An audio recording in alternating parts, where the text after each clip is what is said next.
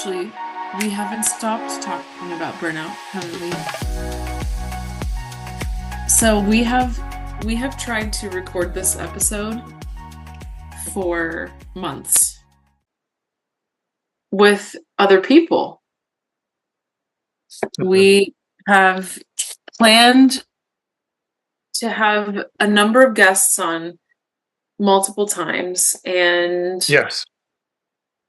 for a number of reasons, those conversations we haven't been able to finish those conversations, and hmm decided that, you know, a lot of people we had been talking to were very eager to talk about their experience or the experience of someone in their family or someone they know. And then as it got closer to our, pressing the red button, wasn't ready.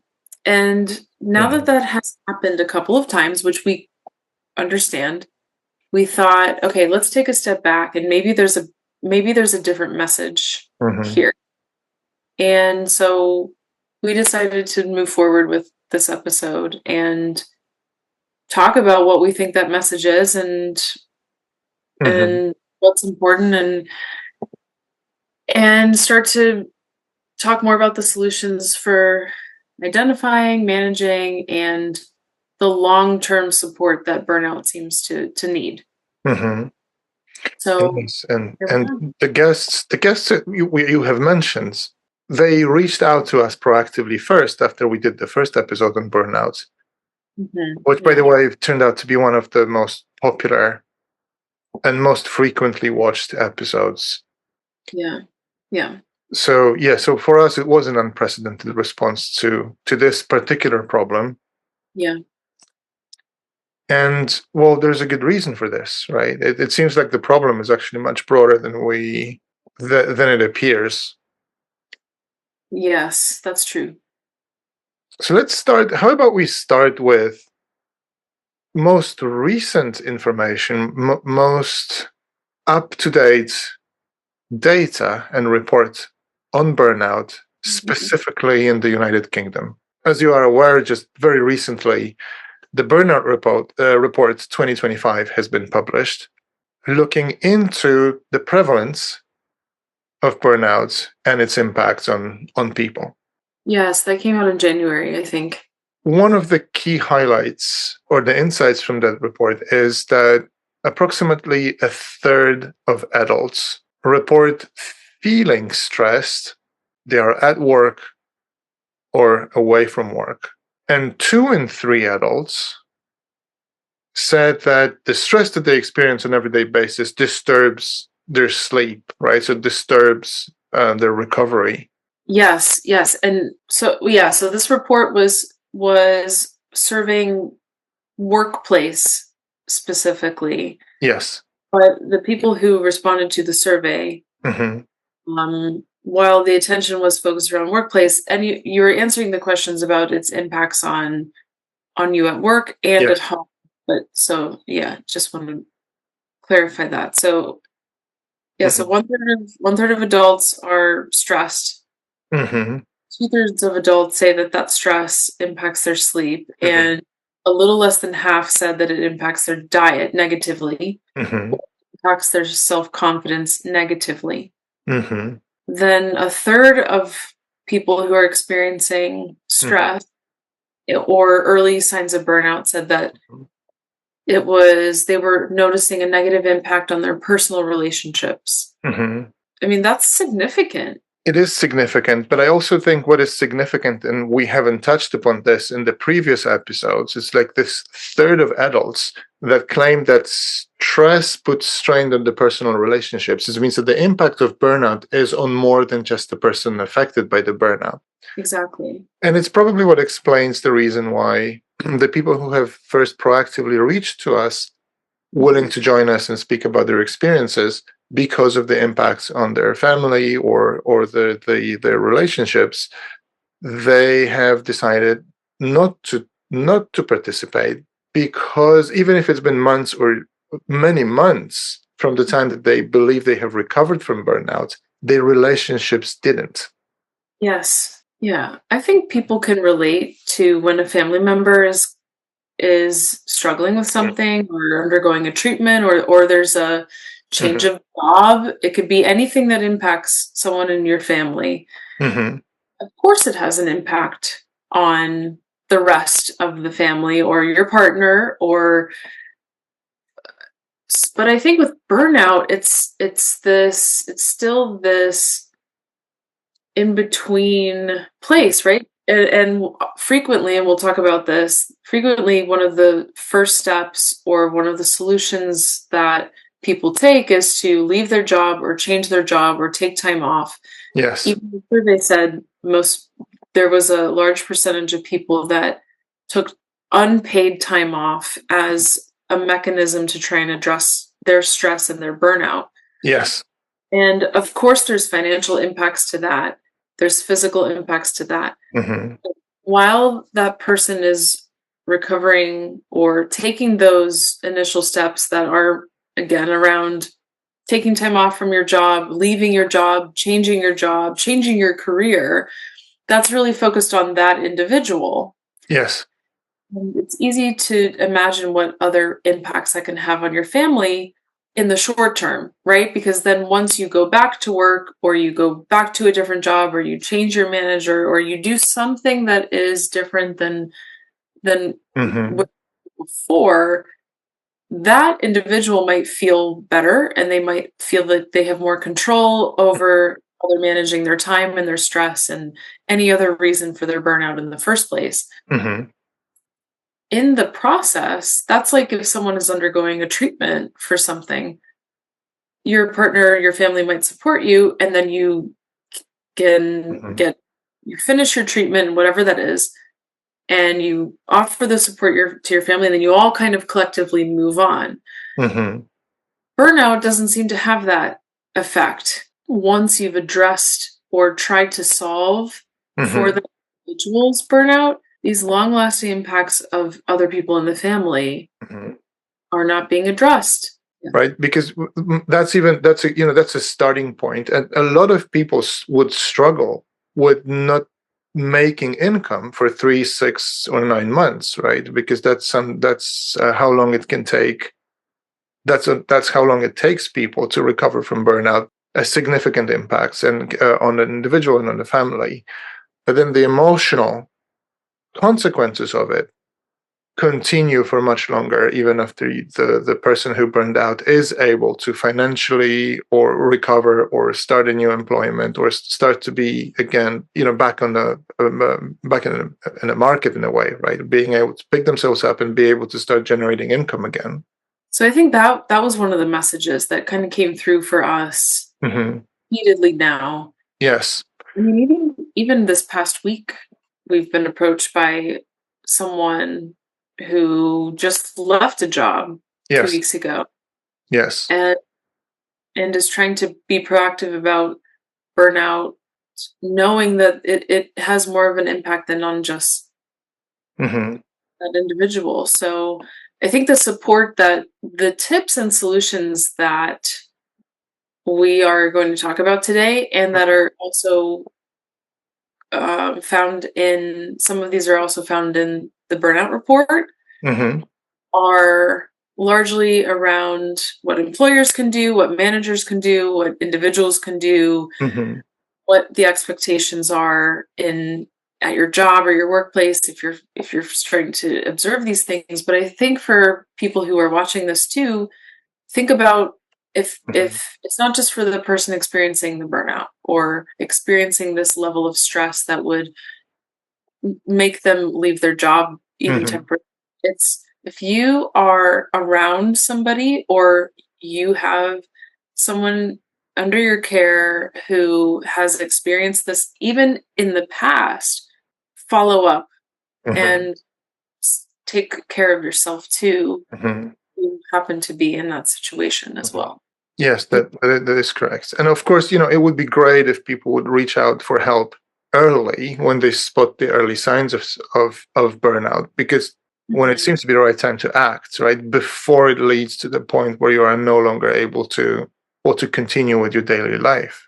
We did look quite a lot into the most recent, most up to date research on burnout, and Mhm. there are five, actually six big Yes. buckets that are commonly caused or considered in a research community as primary causes of burnout. Mhm.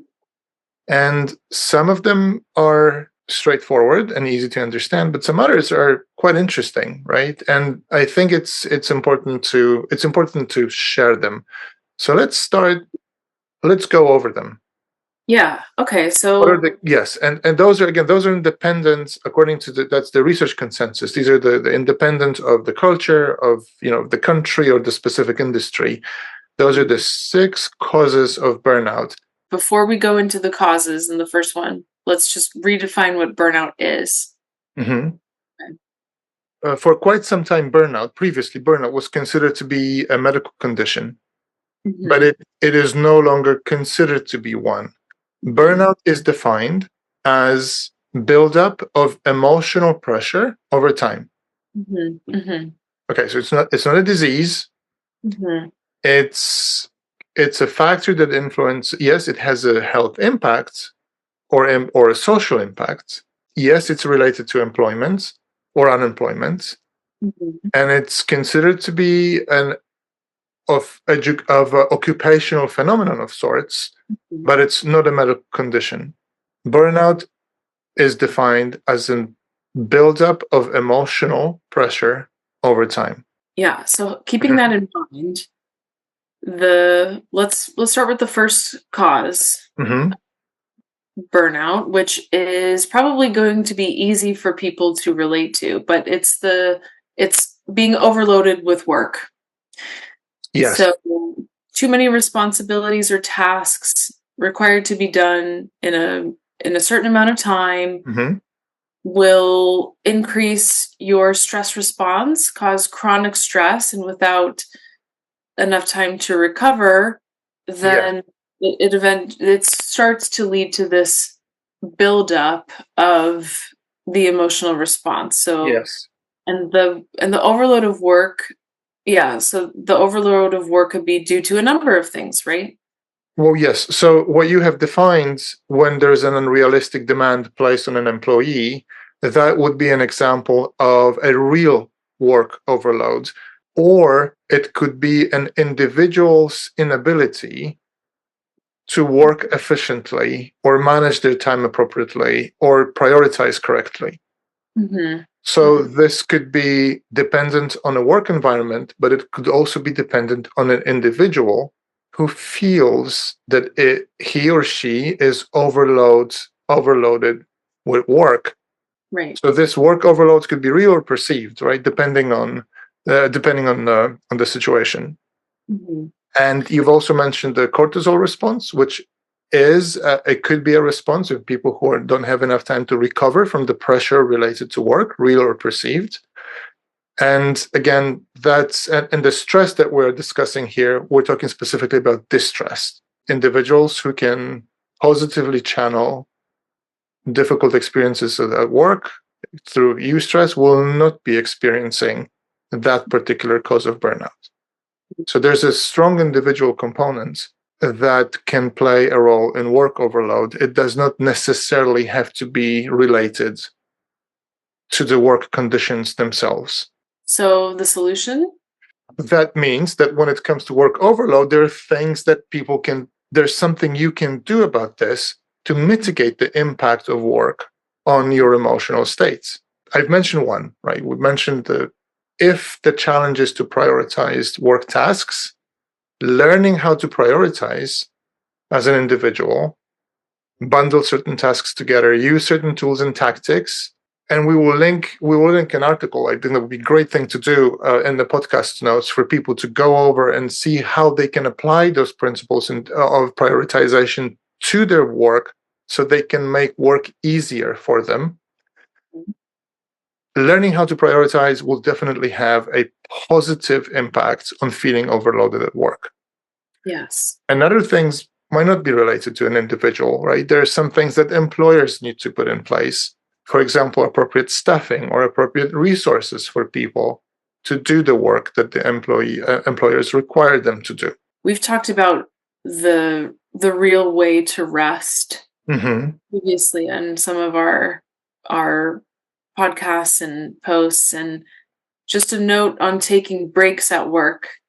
Yes. A lot of the advice that you'll find is, if you've been sitting for too long, stand. If you've been to the lap around the building or around the block if you work from home. And those are really good ways to take care of your body, but also give your brain rest.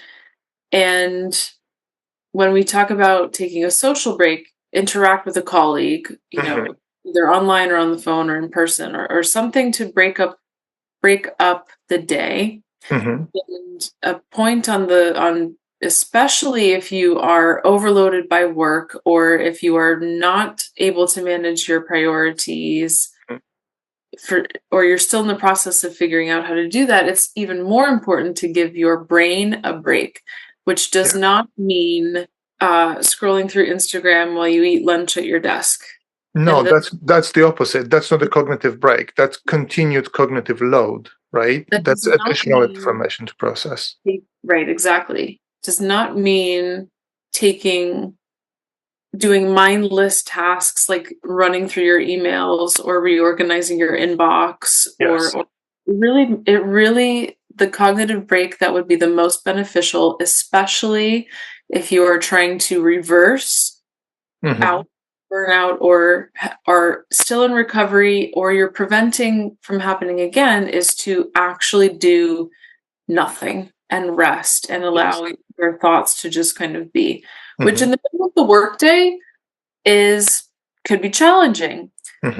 Yes, and the people we work with before they burn out, we teach them how to do those things effectively, how to build habits and routines that allow you to incorporate those nuggets into your daily work so that you prevent yourself from feeling overloaded with work, regardless of your working conditions. And those are tools and skills that you can develop that will have a significant impact on how far you can take your career forward. Yes. Now we're also talking about all the solutions that we're talking about today. It's important to also extend these into friends, family, everyone around, right? So, and I think everyone can appreciate the value of taking cognitive, social, and physical breaks, whether you work or not, right? That's just something that you can build into your family's lifestyle automatically. So, whether you are addressing burnout or not, it's a good thing to do. Shall we move to the next one? Yes. What's the second one? Second one is feeling a lack of control. And again, this could be a real or perceived lack or control. So employees might feel that they don't have, they're not able to have an impact on the decisions that are made that directly impact their work or directly impact the projects that they're able to work on, the decisions that they are involved or not involved in making, and that can be frustrating. So, and again, that buildup of frustration and emotion. Correct. Because burnout is a buildup of emotional pressure over time. So in this particular case, frustration related to the real or perceived feeling of not having meaningful impacts on how you do the work, what work you do. Yes. So how do we address? Yes, how can this be addressed, and how? Well, I think, again, luckily, there are things that you can do to address this. From the employee or from an individual perspective, you can start to regain that sense of control by building in feedback mechanisms for yourself. So what you do work on and the tasks you are given and the projects you are involved in, any of the small decisions that you can make for yourself day to day Hmm. build in mechanisms that allow you to know how effective you are Hmm. in in controlling the work and the way that you work. Yes. So trying to find elements, Mhm. regardless of how difficult your situation might be in your workplace, that Mhm. you have a control over and that you feel in control of. And Right. I think it's important to note that when it comes to the employee's autonomy in a workplace, a lot depends on the work environment and on the manager Mhm. or your boss, essentially. Because if you are not being trusted, you're being micromanaged, you do not have autonomy for the decision that you're making, but you are being made accountable for decision that someone else makes, Right. that will rapidly accelerate that feeling of lack of control, but the pressure related to you being accountable for them. That type of environment is a plague in many, many workplaces. And Absolutely. yes, and as an employee, you do not often have a control over that environment or over who your manager is, at Mhm. least in that workplace, right? Changing a workplace or changing a manager or a team you work with could be a partial solution to the problem. Mhm. But if this is not possible, and it's not always possible or not always possible immediately, Sure. yes, seeking areas and nuggets of control Mhm. that where you feel you have a control over, no matter how small, will help you start and regain footing and reduce the buildup of that pressure. But Mhm. you're absolutely right. Sometimes the only way to deal with this is to change your work environment. Right. Yes. Now, something that people do have control over Hmm. is the way that they so we talked about feedback mechanisms for yourself. Something that you always have control over is how you the opportunities that you have for your own learning and growth, which may Hmm. be part of your feedback mechanism. Hmm. Talking about day to day, small things Hmm. you can learn and grow from. Okay, you may not be part of the circle of influence for certain decisions that get made and then you are, but you are given a task and a project. Hmm. There are plenty of learnings and growth opportunities that come out of that Hmm. that you can build in if you do that in the right way. And that also helps to mitigate that feeling of frustration. Yes. Takes a little bit of course, shifting your mindset Hmm. into that, but it could be as simple as applying a different strategy for email communication. It could be offering to run a meeting a different way. It could be all of these kinds of things. So the things that you do have in your control is how you see what you do have Hmm. given to you that's on your desk, how you can learn and grow and develop and eventually move up or out of the role that you're in, which is ultimately what Yes. you want anyway. Mhm. And if the workplace where you're working, again, puts this type of a pressure on you and does not allow you to control how you deliver your Mhm. responsibilities, maybe you need to change the environment. Mhm. Mhm. Yeah. Yeah. If you identify this as a problem early on in your career. Okay, so let's move to the third one. Yeah. If you don't feel like you're being recognized at work, you're Mhm. not being compensated enough in some way, whether that's monetary, verbal, whatever it is. Yes. If you're being rewarded insufficiently, Yes. not at all, to burn out. Yes, and it's an interesting one, and it's not always intuitive for employers, Mhm, mhm, but it's insufficient rewards in a workplace is one of the main reasons that people burn out. mhm. It is interesting, being compensated better or rewarded more effectively for the work that you're doing can be enough to prevent burnout, Right. because we perceive the emotional pressure that we can take or tolerate proportionately to the rewards that we're getting. Now, this one is not always directly in our control. And this is where you start thinking, okay, maybe like that's probably, well, I'm not getting compensated enough for the perceived amount of effort. Now, that perceived bit here is important, right? Right. Because it's the perceived lack of appropriate compensation. And it's in some way individual dependent, right? Another person in different life circumstances, your colleague who has no family and lives in a significantly cheaper area Hmm. might be compensated and is compensated the same as you are for the same type of work, but has much less outgoing expenses, will will perceive the same compensation for the same type of work as more than sufficient, and Absolutely. Right. therefore not leading to burnout, Mhm. versus someone else who is in different life circumstances, right? So that's a very interesting. It's the perceived lack, right, of being insufficiently rewarded. Yes, absolutely. And I just want to reiterate what you said. There's evidence that says simply paying someone more, Hmm. even an incremental increase, Hmm.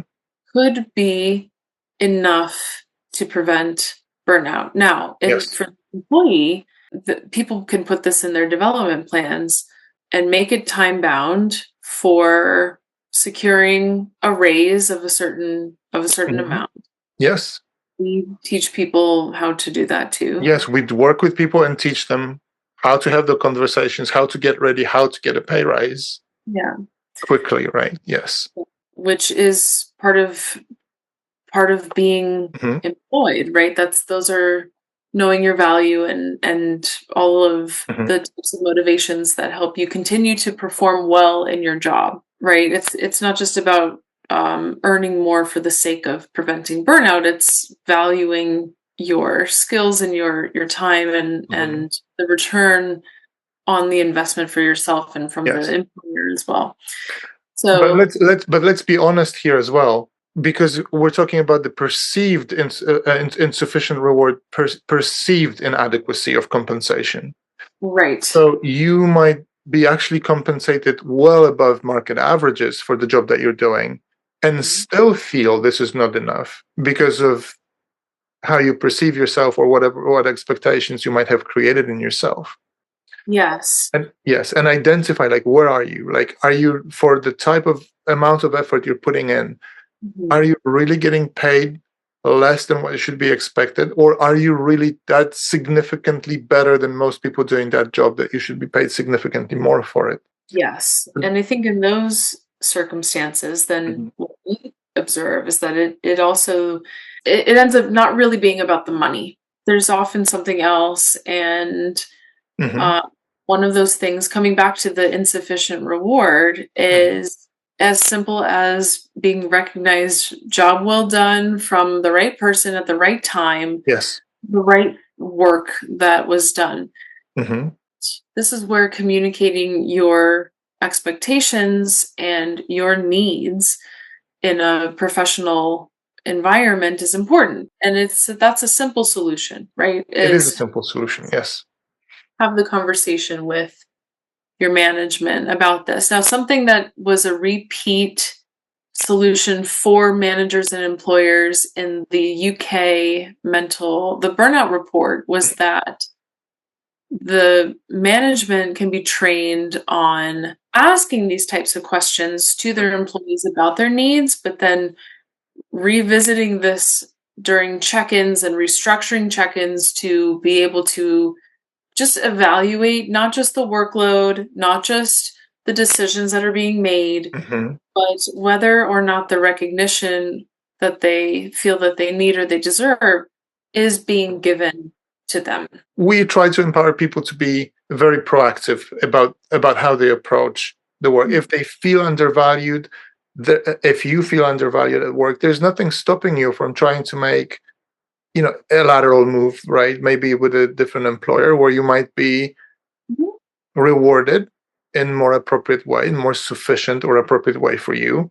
Sometimes looking out for other opportunities is sufficient to understand that maybe this is your expectations that need to be adjusted, not necessarily the reward and recognition, right? Because again, that's a relative insufficiency of reward is a relative parameter. Right.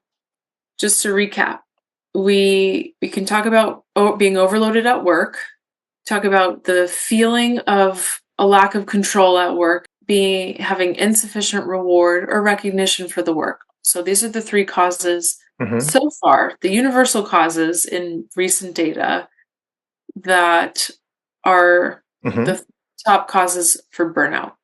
Okay, let's discuss the remaining three. Fourth factor that we will cover are social divisions in a workplace.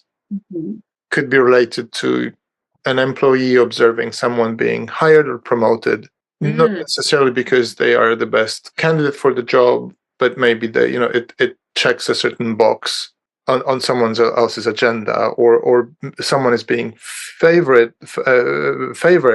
by a manager. Yeah.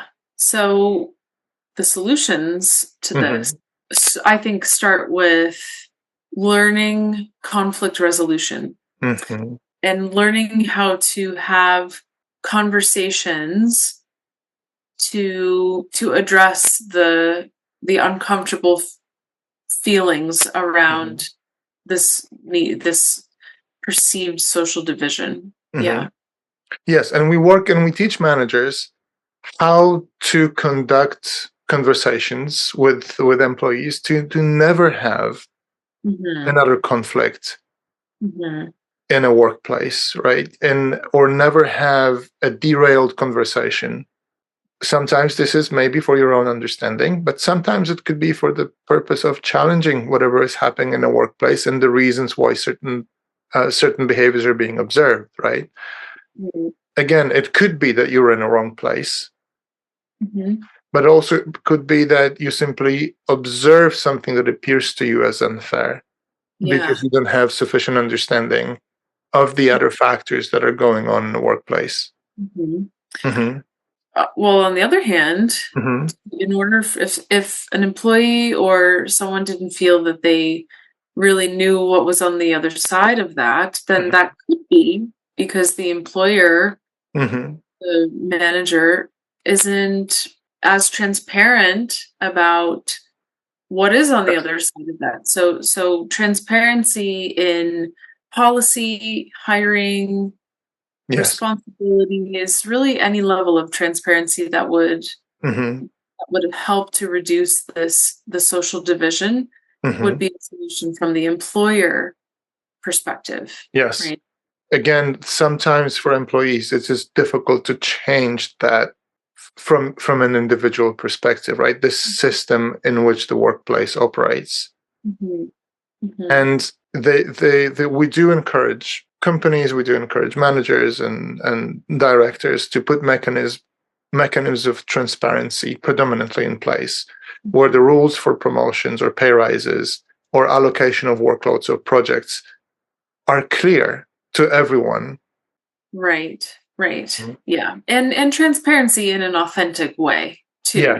Yes, absolutely. I mean, I think when social divisions as the fourth most universal cause for workplace burnout, which can be solved with, from the employer perspective, transparency, almost a radical transparency in some cases, but then authentically to help prevent that time lost, money lost, right? Should we move to the fifth one? Yeah, so the fifth one is very similar to social divisions, is the sense of injustice. Yeah. Yes. And again, it could be related to significant inequalities, let's say in pay between people doing similar type of job, or it could be a perceived sense of injustice, right, which is down on an individual. There are some things we can do about this. Similar skills would apply, right? Ability to have informed conversation, planned conversation, conducting deliberate dialogues, able to align conversation in a way that that helps with resolution of workplace conflicts. Those are all the skills that will help. again, it could stem from the other factors that we talked about today. It could stem from social divisions. It could stem from insufficient rewards. It could stem from the lack of control in the workplace, or it could come from the inappropriate allocation of workload to employees. So anything that creates that sense of injustice in employees will contribute to early burnout. Now, the last one is value conflict. Yes. So, job that is in direct conflict with your personal value. Yes. That's a very interesting one. I think the examples that we use to explain what the value conflict means, it's that, let's say, imagine you're doing exactly the same type of job of work in a place that produces sweets or chocolates, or doing the same thing for a manufacturer, let's say for a tobacco manufacturer, for a manufacturer of cigarettes.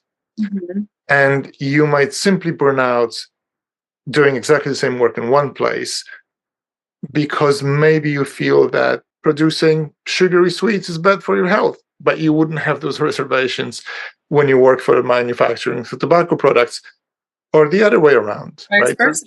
Yes. So simply whatever is true to your own values, whatever they are, depends on how you will perceive and interpret value conflict in your work. If it exists, you're much more likely to burn out fast. If it doesn't exist, if the work is congruent, consistent with what you believe in, you're much less likely to burn out. Common mistake here is seeking high value employment in an industry that you're not comfortable working with, right? That's one example. Another example could be you might be in exactly the right place, but the employer's values do not match with yours, right? Let's say like a lack of integrity maybe, or a lack of transparency, right? So again, there are things that companies managers can do to help employees, and there are things that you can do when choosing the work environment to make sure it's consistent with the things that you believe in. So those are the 6 causes universally for burnout. There are others. People can experience emotional buildups for other reasons, but these seem to be in line as well with what came out from the Burnout Report. So we've talked about some solutions specifically that are, yes, there's a lot of changing your environment and redirecting your thinking, being able to apply different strategies, perspectives, and takes practice. I mean, it really does depend on the individual and what the individual and their immediate circle need. Yes. I'd like to come back to the long-term impact piece too, and just the importance of having these conversations and constantly reevaluating for an individual and those around them what be the right steps to take towards preventing burnout in the future, recovering, or if you or someone you care about is starting to experience this emotional overwhelm. The first step may just be allowing yourself to recognize it and then allow yourself to take another small step. But sometimes if someone is experiencing this already, or if they've experienced burnout years ago, but their partners are still not completely healed, the first step may just be recognizing that it's still here and then simply having a conversation. Yes, not sweeping it under the carpet. Being able to move forward and putting things in place for yourself and others to not return to that situation doesn't mean that you have to close a chapter and never revisit it. It's taking the learnings from that healing process and that actual recovery forward so that you can start to recognize if they reappear, addressing them right away. And being proactive and seeking help is always more cost effective than being left without employment for many months sometimes. Also suffering from the impact that the burnout might have for the rest of your professional career, right? So think about yourself long term, not just here and now, not just another week, another month, I can wait, I can do this. Once you cross that point, that threshold, Mhm. the consequences for you will be profound. I think the burnout reports also highlighted what we talked about in the last episode, that there's a disproportionately large gap between people who are 50 and older in terms of the rate at which they burn out and younger people. So people who place and value and are more tuned to responding emotionally to the environment around them are much more prone to burning out fast. So again, the younger you are, learn to understand when are the symptoms, when is the point that will end up with in burnout. And we will, again, the links to the articles, we'll put them in the podcast notes. Learn to spot that point and seek help early, because you might not be able to do this by yourself. If you reach the point where that emotional buildup leads you to the place where you start self-neglecting yourself, right? That's the warning sound. That this is the last warning sign that we want you to, like, if you spot this, seek help, because if you don't, it might be too late. Learn to prioritize. Use the support that you might be offered at work. Take breaks. Have realistic goals. Seek and build systems for yourself where you can get control of your environment. Mhm. Take breaks, right? Prioritize sleep and rest and recovery. Have a support network. Engage in practices that will help your brain to recover. Learn to manage your emotions and emotional state, and be proactive about the things that are within your control. Because a proactive change of opportunity of job or team is much better, much less impactful, much less harmful to you than burnout, no matter how you feel, how difficult it might be in the moment. It is always a better solution to be proactive about addressing the things, especially if you spot the early signs. And I would like to, for the people who are burned out, or maybe they're taking some time to figure out what's next, or they recently left their jobs, or they're still not quite recovered from an episode of burnout for themselves or others. I would strongly recommend these more intentional breaks and reflection. Mm-hmm. A lot of times people come to us and talk to us about all the things that they're doing as part of their recovery. They wake up at a certain Yeah. time, they eat certain meals, they take yoga class, they go out for walks. There's a long list of things that are being done, and Yes. those are great. Those are great.